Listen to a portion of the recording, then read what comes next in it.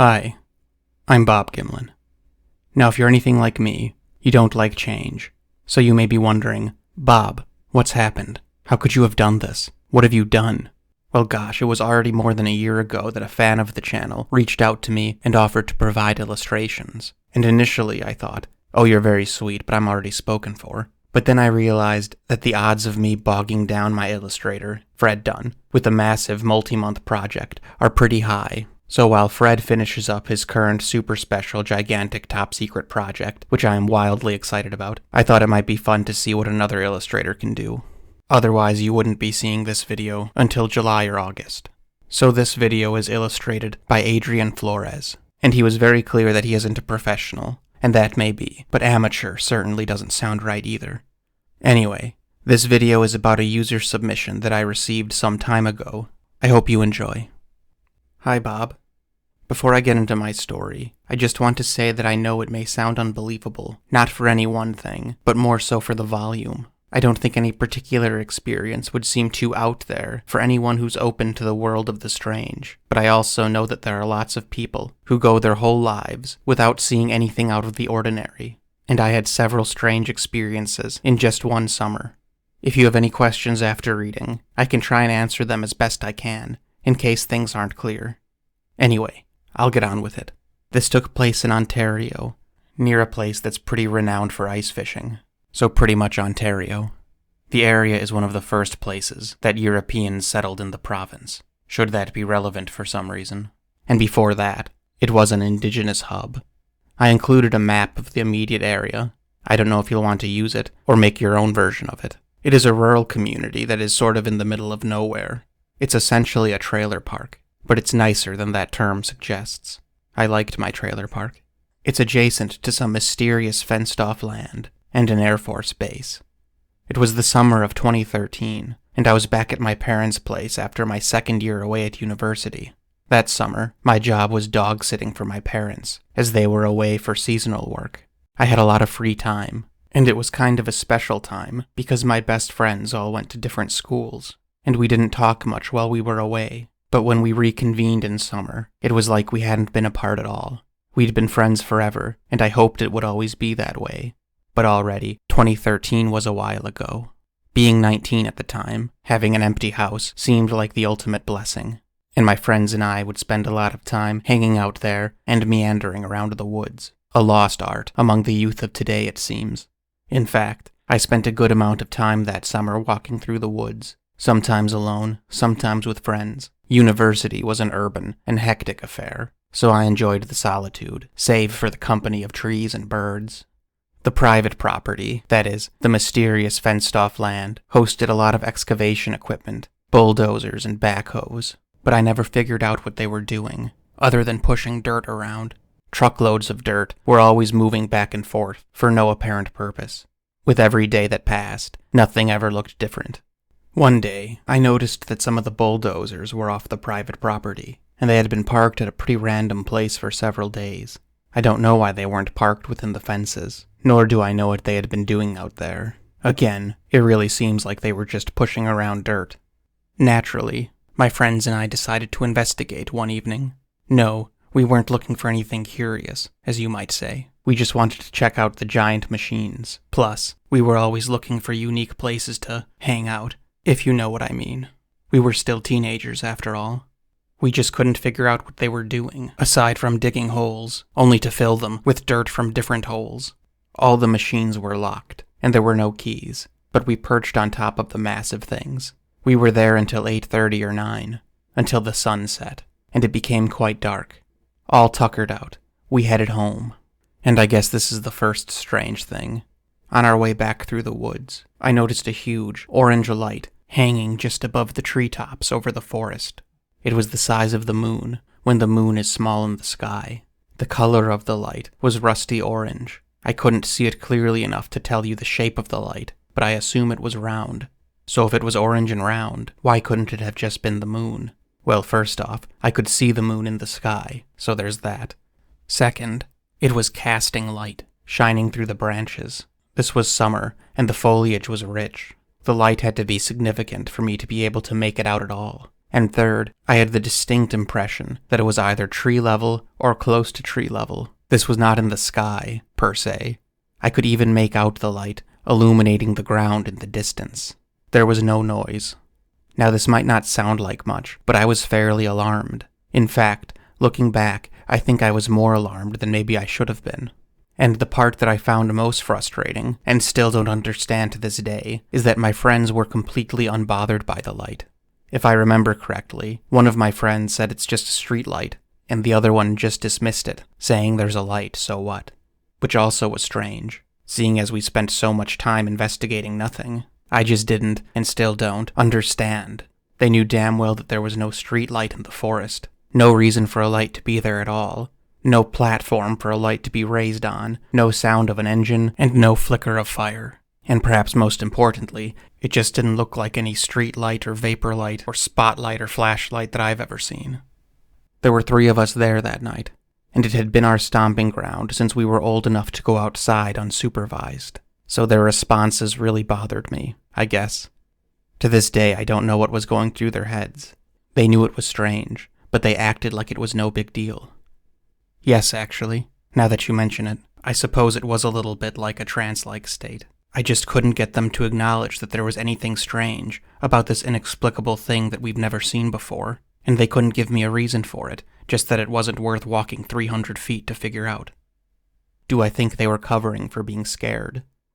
No, not really. They were just nonchalant about it. They acted as if it wasn't even interesting enough to merit anything more than a sentence or two.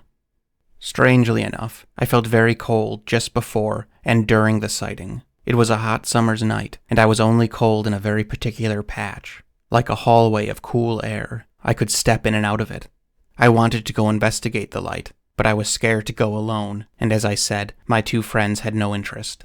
I would have gone after it if my friends would come with me, but they wouldn't stop walking home, and quite frankly, I was scared. To this day, I'm not sure if I was disproportionately scared or appropriately scared. I mean, it was just a light, right?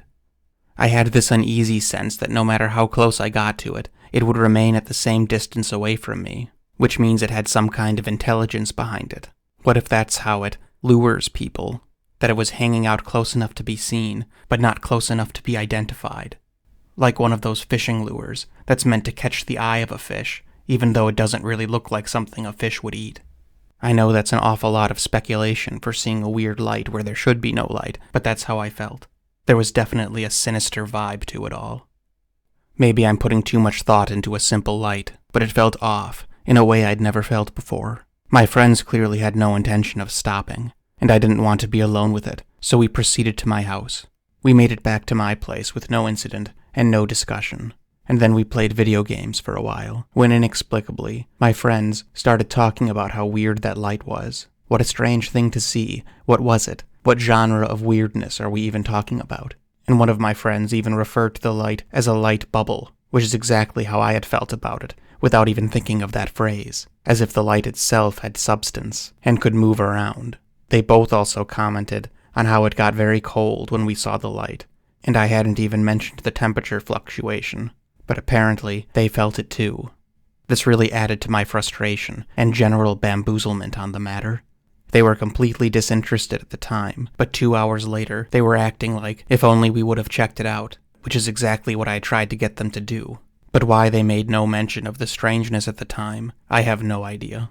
Later that night, probably close to midnight, we decided to walk to the gas station for a much-needed resupply. And it's actually faster to walk there than it is to drive, because to drive, you had to get onto a highway, and coincidentally, the path to walk the distance is the same one from where we saw the light. But to get to the woods at all, we had to walk down this separation creek, which only had one bridge. And on our way to the bridge, we began to hear noises, rustling from the trees. We stopped to listen, and I guess here's the weird part. Whenever we stopped to listen, it would stop, but the sound would resume as soon as we started making noise again. And no, it was not an echo. It sounded very distinct, like whatever was making the noise made noise while we walked, but stopped when we stopped. And I definitely had the feeling that we were being watched. At first I thought it was trying to cover its movement by only moving when we moved, but the sound it was making wasn't like movement. We stopped at the little bridge, hesitant to cross into the woods, near the sounds, and even more hesitant to continue the trip all the way to the gas station. Regardless of origin, whatever was making the noise sounded substantial in size. And after just standing there for a while, and not saying much, began this crazy loud cracking sound of what sounded like a thick stick, or large branch breaking. And it wasn't gradual, it was clearly being snapped over and over again, as opposed to one heavy limb slowly tearing. It was a repetitious noise. The noises intensified. It was like knock, snap, knock, snap, knock, snap. I think we were all hesitant to continue into the woods, even though we didn't really admit it. But we chilled there for a long while, hoping to see if we could get a look at whatever was making the noise. At first I figured it was probably a coyote, because they were very common to hear most nights, and it was my understanding that they weren't too afraid of people around here, though I never had any encounters where one didn't flee immediately. But this repetitious noise was very strange, just banging and snapping. And the snapping is what struck me as particularly strange, because it must have had plenty of similar sticks on hand to keep snapping them so consistently. And I want to make it very clear, I was very accustomed to forest noises. Having grown up adjacent to Canadian woods, I was not the type to get spooked by a raccoon. I decided it was either a bear, a person, or something else. Strangely enough, I kept telling myself it must be a bear, even though no part of me thought it was a bear. There's no way a bear would make such a consistent sound over and over again. Knock, snap, knock, snap, knock, snap. But because of the strength, I knew it was something bear-sized. And there were bears around there, though I'd never seen one. Usually you surprise them, or they surprise you, and then they run away as quick as possible, and then you don't see them again. But like I said, I had no experience with bears there, even though allegedly they were around. No, none of us were armed. We never had reason to be. After standing there for maybe 20 minutes, my friends and I had a silent conversation. We didn't want to make any noise, because we didn't want to miss any details. Unlike the light from earlier that night, all three of us were clearly very disturbed. These noises sounded industrious. That is to say, the breaking seemed to be something doing something, with some kind of order or intention. Break, twist, snap, break, twist, snap, break, twist, snap. The same noises repeated in some kind of pattern. It was a very quiet night, and sometimes I thought I could make out breathing, but that may have been in my head. It sounded far off, but again, it was a quiet night. I really didn't think it was a person doing it, because 1, why would a person be doing that? And 2, there was no other noise. Surely if it was a person, there would have been a throat clear or a pause or maybe people talking to each other, and there was none of that. And I know it wasn't just teenagers up to no good, because that was us. Wordlessly, we decided to head back, and we drove to the gas station. The next day, I conducted a search of the area. I was alone as I believe my friends had to work. I was trying to find some clues about the light, and whatever had been responsible for all the noises. I think you've said this before, and it proved very true. Sometimes the weirdest thing you can find is nothing. I was expecting to find dozens of broken trees, or a big stack of broken sticks. The snapping sounds from that night had just kept going and going. I don't want to say hundreds of times, but definitely over 100 times. I combed the area for hours, and couldn't find a single branch, trunk, or limb that could have possibly been responsible for the noises we heard, and I should have found many. It's possible that maybe the noises had come from farther away than we thought, and it's possible that I just missed something, but I don't think so. It had sure sounded close, and my search was thorough. I can't really describe why that's so concerning. Maybe it's just the thought of someone or something consistently breaking 100 similar branches for no particular reason, then packing them all up and walking off with them.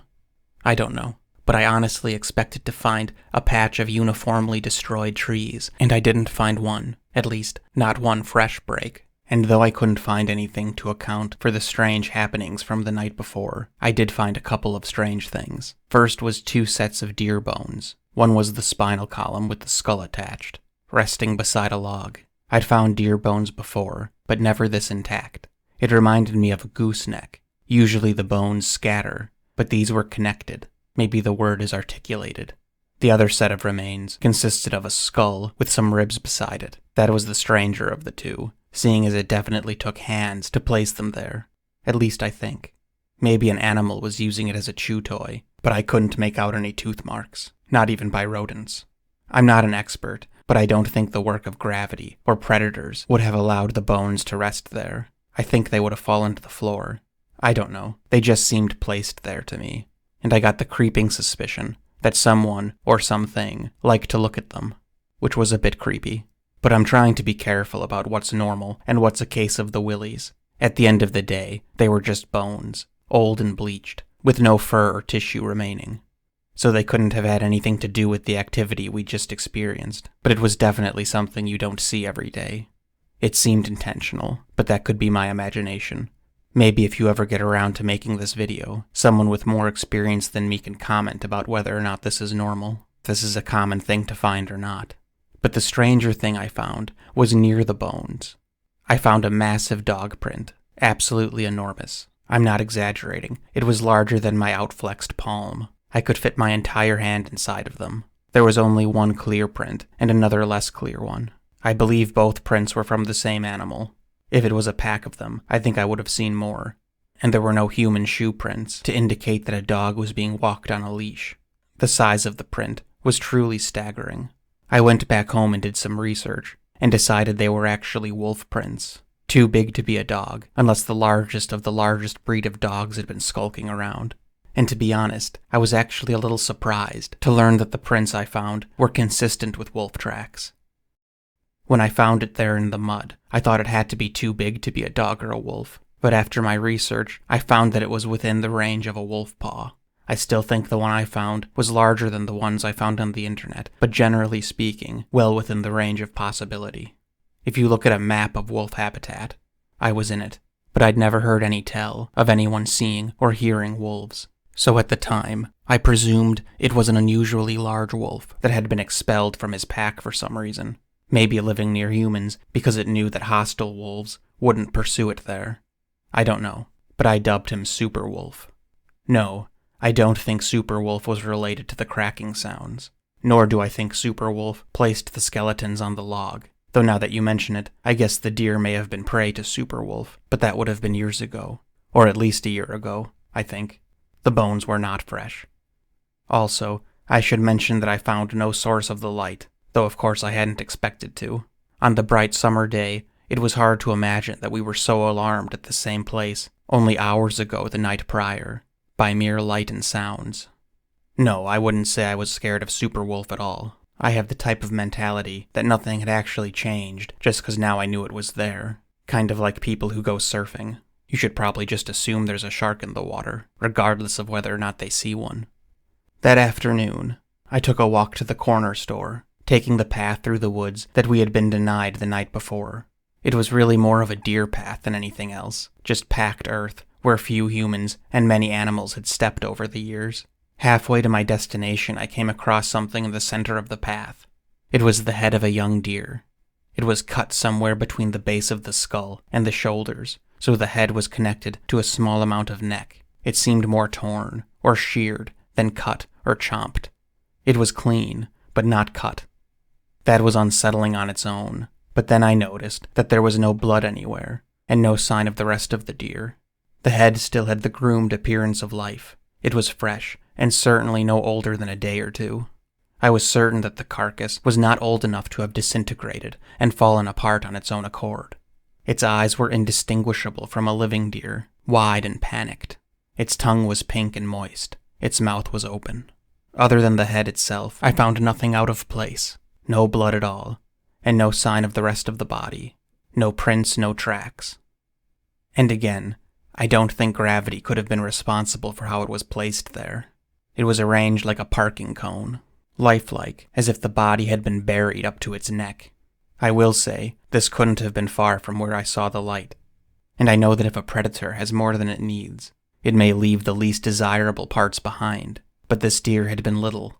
Not a newborn, but certainly small enough to be dragged off by a coyote. And even if a predator did dispatch the head for some reason, why would it leave the thing dead in the center of a path that's merely a foot in width? A step in either direction, I probably wouldn't have spotted the thing. And again, the placement seemed intentional. And that frightened me. Much like the bones, it was as if it was put on display. No prints, and not a drop of blood. No, actually. I guess I didn't really attribute the deer head to Super Wolf. Maybe I'm not explaining this right, but it just didn't seem predatory to me. And if Super Wolf planned to come back for it, why would he have left it in such a findable place? and Superwolf certainly couldn't have been responsible for all the consistent twisting and snapping we heard the night before. I'd like to think that Superwolf was just as confused about all of this as I was. Take that as you will. It was right around that time that I recall reading about some farmers who raise cows for beef. According to the newspaper, they lost cows and a bull recently. The newspaper attributed it to a rise in the coyote population, but I distinctly remember that none of the owners were quoted as saying that, meaning it was just the newspaper's opinion. I don't actually know if the ranchers thought it was coyotes or not.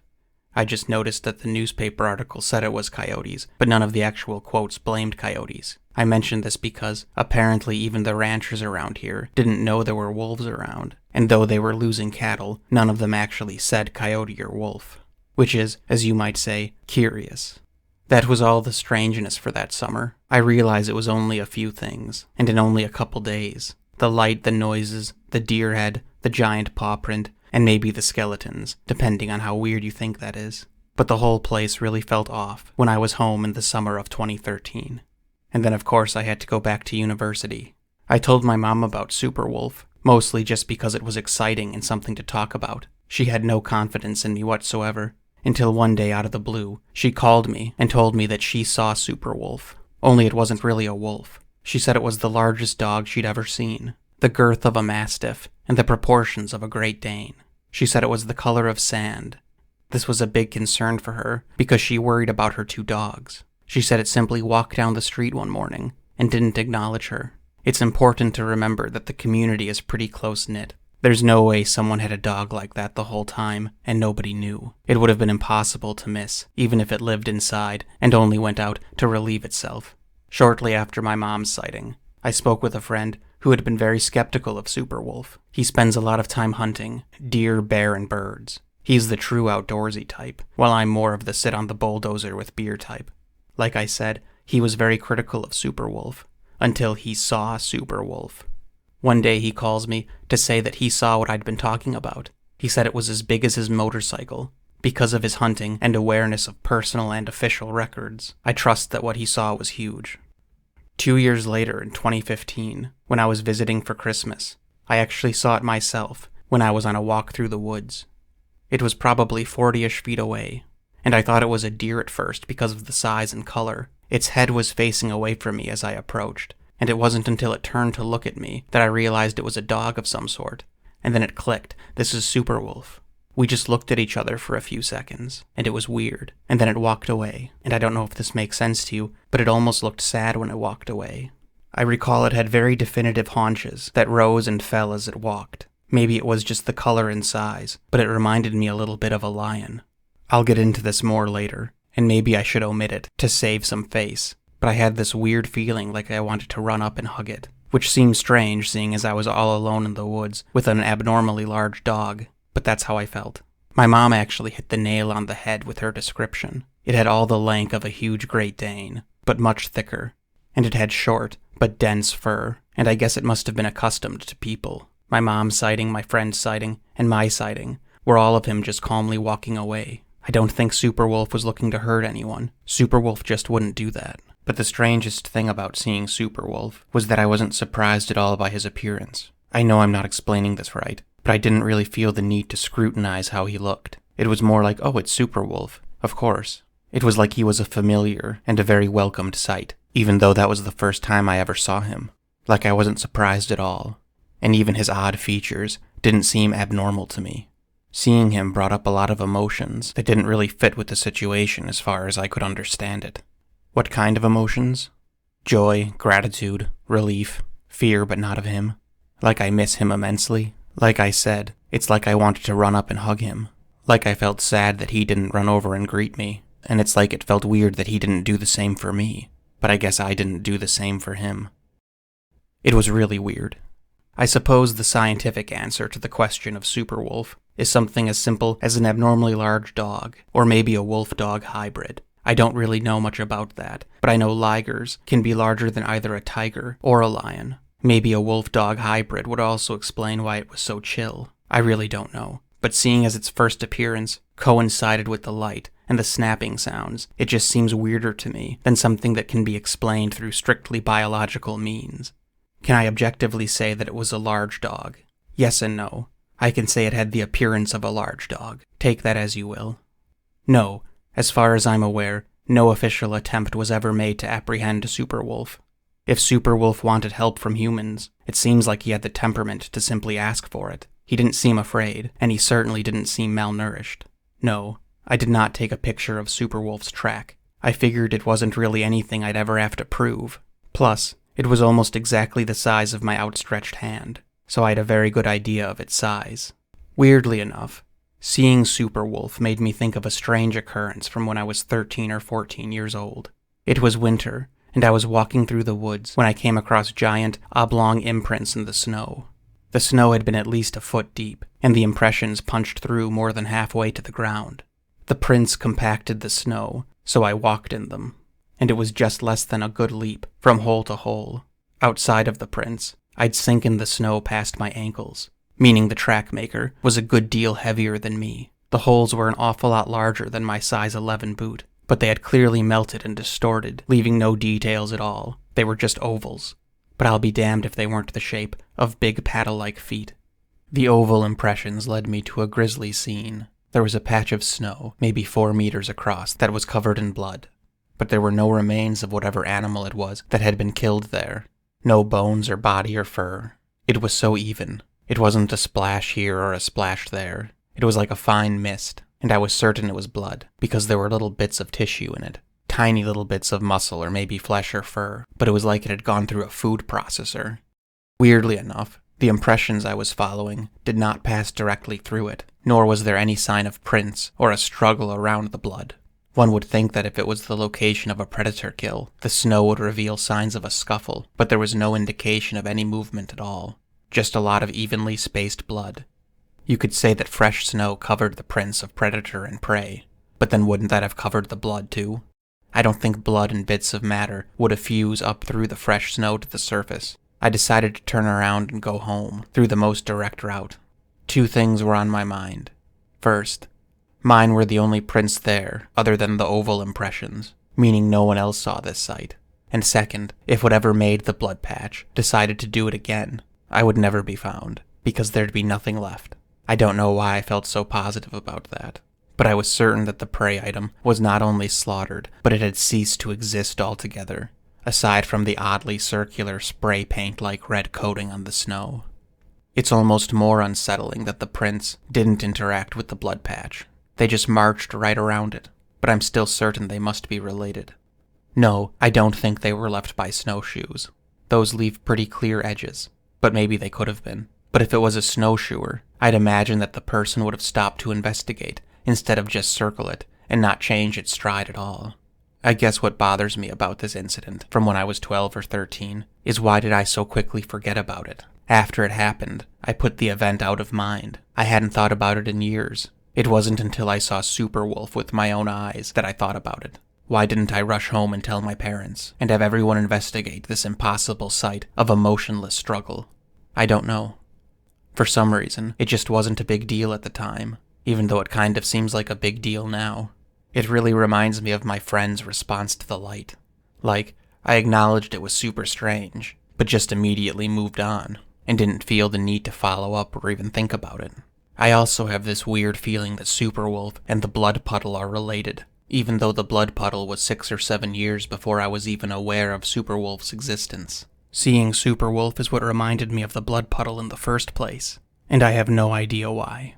It's weird, but I have this inexplicable feeling of camaraderie with Superwolf. I can't really describe it, but I was almost offended by the thought of my mom worrying about her dogs. Like, listen, lady, Superwolf doesn't care about your dogs. He would never do something like that. I know that sounds insane, especially when considering that I only actually saw him once, and he didn't even acknowledge me. I know this is high up on the cuckoo for Cocoa Puff scale, but it's almost like Superwolf and I have a history together. A history that I can't remember.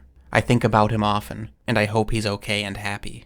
And yes, I'm aware that wolves and dogs only live 15 years or so, and seeing as he was fully grown when I saw him in 2015, it's likely he's not even alive anymore. But for some reason, that seems silly to me. Like, Superwolf can't die, what are you talking about? And that's why I feel like I'm missing a chapter or something. I feel like we've been through something together, but I just can't remember it. I don't know. It's very strange. It's like I have the emotions of a shared experience, but not the experience itself. No, I have no evidence of missing time or anything like that. Just the distinct impression that Superwolf and I go way back in a very important way. Like maybe in a past life or something, we went through something epic together. Again, I'm aware that sounds bananas, but that's exactly how I feel. Aside from everything I've already mentioned, do I have any other incidents of strange noises, weird feelings, or anything else that can be called paranormal? Regarding strange noises and weird feelings around the area, honestly, there's far too much of that to relay. This place is thick with spookiness, and I know I'm not the only one to think so. I constantly have the sensation of being watched, and weirdly enough, it often isn't even really an unpleasant feeling. There's just a strong sense of not being alone, of a consciousness. It's not necessarily bad. And gosh, I hope you don't think less of me for this, but I had a definitive ghost sighting back when I was 10 or 11 years old. I'd like to preface this by saying that I don't necessarily believe in the lost souls of the dead wandering around the physical realm, or demonic possession, or anything like that. But I don't know how to describe what I saw as anything other than a ghost. If you haven't already rolled your eyes, I'd also like to mention that it happened on Halloween, and I was in costume. I had gotten into an argument with my mom and younger sister. I think the fight was about having to take her trick-or-treating with me or something. So I went to the backyard to fume, as kids do, and after a moment, I noticed that quite close to me, I saw a young girl wearing a long dress, and she ran behind a tree, then peeked around the other side. She was bluish-gray in color, and translucent, just like in movies. And then she walked right through our fence, and I couldn't see her anymore. I ran back inside as fast as I could, visibly shaken. My mom asked what happened, and I didn't tell her. Even at that age, I knew how it would sound, especially after just throwing a tantrum. Call it what you will, but it happened. Maybe I hallucinated, but it was no costume or prank or decoration. I can guarantee that. She interacted with the environment just like a person would, but she was transparent, with a bluish tint, and she walked through a fence. And she definitely looked at me in a way that no projector or weird Halloween decoration thing could depict. Not that there was any fancy equipment like that around, especially back then. It was a little girl in a dress, and she acknowledged me. She was blue, and I could see through her. The forest light, the deer remains, both skeletal and flesh, the printless blood patch, the ghost story, and my inexplicable camaraderie with Superwolf. As if that all wasn't enough. There's still more. There's always more, it seems. And this is why I told you in the beginning that my story isn't unbelievable for any one thing, but for the volume of things. I had a series of UFO sightings in 2018, at an apartment about an hour away from where I grew up. I was 25 or so at the time. They all took place around 2 a.m., and I saw them from my balcony. The first one looked like a bunch of spotlights moving around the whole sky, my entire field of view. There were no visible beams of light leading up to them, and they looked to me like they were being projected down onto the clouds from above, because they followed the curvature of the clouds from angles that didn't seem to originate from the ground. They would move around, stop, then start to dim until they were gone, and then reappear as if they'd never stopped moving. They moved like bees in a swarm, lazily arcing around each other. I got my girlfriend out of bed to come see it, and they scared her. We tried to see if there was any kind of event going on that would explain it, but didn't find anything. I got a few pictures on my cell phone, but they didn't really look like anything. Just night. The lights were far too dim to be picked up by the camera, but they were quite visible to the naked eye. My girlfriend told me not to wake her up next time I see something like that. The strangest thing about this one to me, I guess, is that it was the whole sky, my entire field of view, not just one area. Little shimmering circles that cut from cloud to cloud and dark patch to dark patch, like thousands of orbs, from thousands of flashlights, but with no beams. They lasted for maybe 10 minutes, until they finally dimmed enough so that I couldn't see them at all. But weirdly enough, I had the impression they were still there. Then I saw a very different UFO about a week later, again from my balcony. This one only lasted for 2 seconds. I saw a semicircle, or crescent shape, appear in the sky. It was moving slowly. Or maybe I should say, it looked like it was moving slowly, but it was probably moving fast, at a high altitude.